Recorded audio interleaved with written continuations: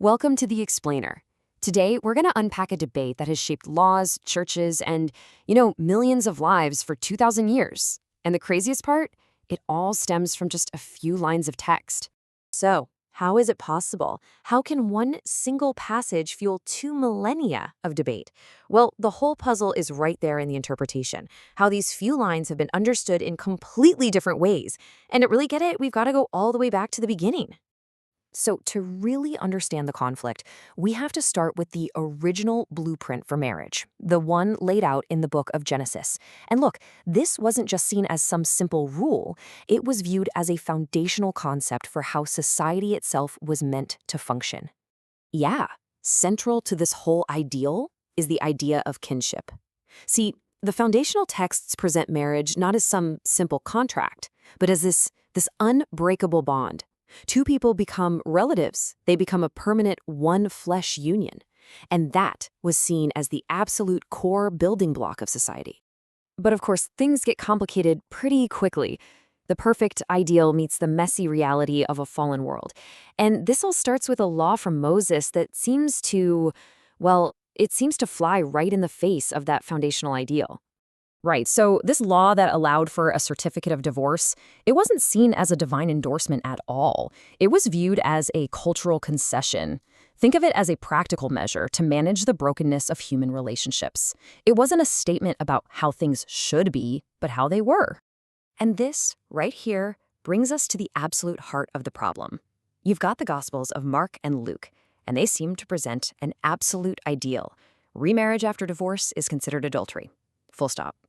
But then there's Matthew's Gospel, and it includes one little phrase, an exception clause, that, it becomes the central puzzle for the next 2,000 years. That's right. This one exception clause in Matthew's Gospel, it basically created a crack in the armor of that absolute ideal.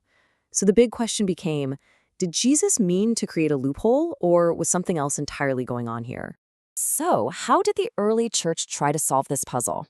Well, for over a millennium, they actually came to a surprisingly consistent answer. Yeah, for about 1,400 years, one single interpretation really held sway. It was the dominant Orthodox view. But then, a major shift happened right around the time of the Reformation. So, this is where the early church landed. They interpreted Matthew's exception as legitimate grounds for separation or divorce in the case of adultery. But, and this is the absolute key, they held that the one-flesh marriage bond was for life. So, yeah, you could separate, but you could not remarry while your spouse was still alive. Okay, now let's jump to the 16th century and see how this long-held consensus got challenged.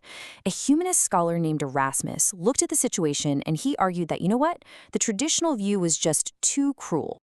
So Erasmus argued that if a divorce was legitimate, because of a serious offense like adultery, then the innocent party ought to be free to move on and marry again. This was a radical departure, a complete game changer, and it was a view that the new Protestant reformers adopted very quickly. And this really shows you the fundamental shift. While both views agreed on the grounds for divorce, the Erasmian view introduced the really revolutionary possibility of remarriage for the innocent party.